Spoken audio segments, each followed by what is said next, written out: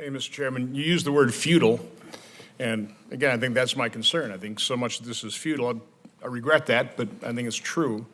Mr. Spleeters, you had an interesting comment in your testimony. You said you could not have imagined, this could not have been imagined 2 years ago.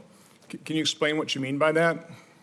I think it's difficult to imagine that weapons used by U.S. adversaries actually require and rely so much on U.S.-led technology. I think people might have been a bit naive in thinking that these countries might rely just on their domestic production, but this is not the case. That's what I meant. So we do have in place export controls over certainly specialized military components, correct, Mr. Burns? Yes. To what extent is what you're finding in these weapons specialized components versus commodity microchips that these countries probably can't produce on their own, but are dual use? I think that's always a problem, right? I mean, how many of these are specialized versus basically dual use microprocessors? So there's a mixture. There's certainly a significant amount of export control components, and there's a significant amount of non-export control components if we go back to the start of the war.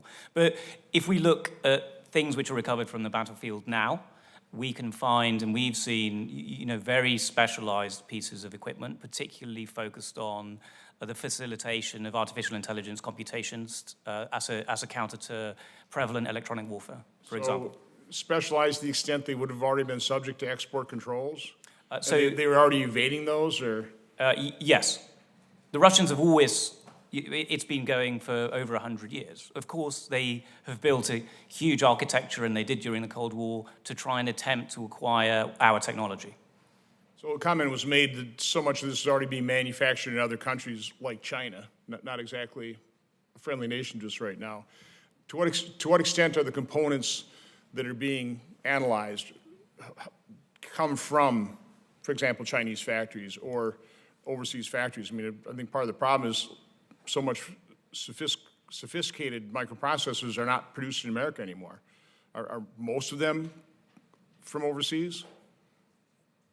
This is a question for me. Yeah, that's the nature of the semiconductor industry. So a lot of these manufacturers, so-called manufacturers, are not exactly manufacturers. Their brands is on the chip, but the chip is made by another company, another plant, usually outside the United States. That doesn't mean that they do not have a certain responsibility over the production of those chips. They could exercise control, but far more difficult when those things are being made, for example, in China. They are made with U.S. technology, using U.S. I understand, but again, they're being made overseas, so that's an issue. I mean, I just did a quick calculation for Intel. According to the chairman's figures, about $351 million worth of components, which sounds like a lot, but Intel sells $54,000 million worth of sales every year, so it's about 0.6% of their sales. It's about 0.8% of AMD sales, more so of analog devices. Again, I'm not defending the companies. I'm just saying how difficult this is and what you're asking to be done. I go back to that word futile is part of my concern. To switch off electronic components, one of the things that was going to supposedly bring Russia to the knees is we were going to clamp down and we weren't going to buy any Russian oil. But again, oil, like money, is fungible. I think it's interesting if you take a look at the oil prices leading up to the 2022 time period, 42, then $72 a barrel, then it hopped up to 101 when the war started. So, and by the way, Russian exports never dropped. They just found other markets. Now it's settled down in the $80 a barrel range, according to one measurement of oil. So sanctions on oils didn't work. It's made it more difficult for Europe to obtain gas and probably increase the price to their consumers. So again, that's, I think, one of those sanctions I'd be concerned about, is it doing more harm to us than harm to Russia. I thought it was interesting in the Tucker Carlson interview with Vladimir Putin. He was taunting us, basically, saying that, you guys, one of your greatest assets is the fact that you are the world's reserve currency. And by blocking our access to utilizing financial systems and selling our oil in dollars, we've just been forced to sell them in rubles and Chinese yuan. weakening your position as the world's reserve currency. I mean, there's my concern. I mean, I don't like that reality. I mean, I wish we could just turn up the dial and say, okay, you're evil, you're a war criminal, we're going to cramp down on sanctions and we're going to bring you to your knees. It just didn't happen. And again, the fact that this bloody stalemate is continuing, as the chairman said, it's the Russian war machine is growing. It's getting stronger. They're spending more on defense. And by the way, my guess is they're just going to get to be more and more sophisticated, evading the sanctions and finding components, or potentially finding other suppliers and ramping up their, like Huawei. You'd probably create some greater opportunity for Huawei. So I mean, there's the very sad, harsh reality of what we're trying to accomplish and our inability to accomplish it. I mean, what am I seeing that's incorrect there? Mr. Byrne.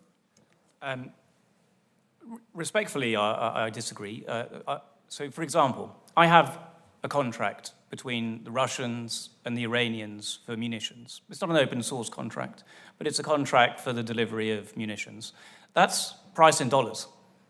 It's a contract between Russia and Iran priced in dollars. I've seen contracts for and prices for Russian oil is priced in dollars. So whilst Putin can say those things in the interview, it's not always the case that it's true. That's what I'm trying to find out, what's true, what's not. It's awful hard to discern. The second thing I would say, imagine if tomorrow we just dropped export controls and sanctions on North Korea. Imagine if we just made a decision. We said, okay, we're just going to abandon these. North Korea would arm and build more weapons. It would build more sophisticated weapons. It would integrate AI into those weapons platforms. It would be able to field munitions that reach more US cities. So whilst the sanctions and the export controls don't stop everything in one go, it's not a silver bullet.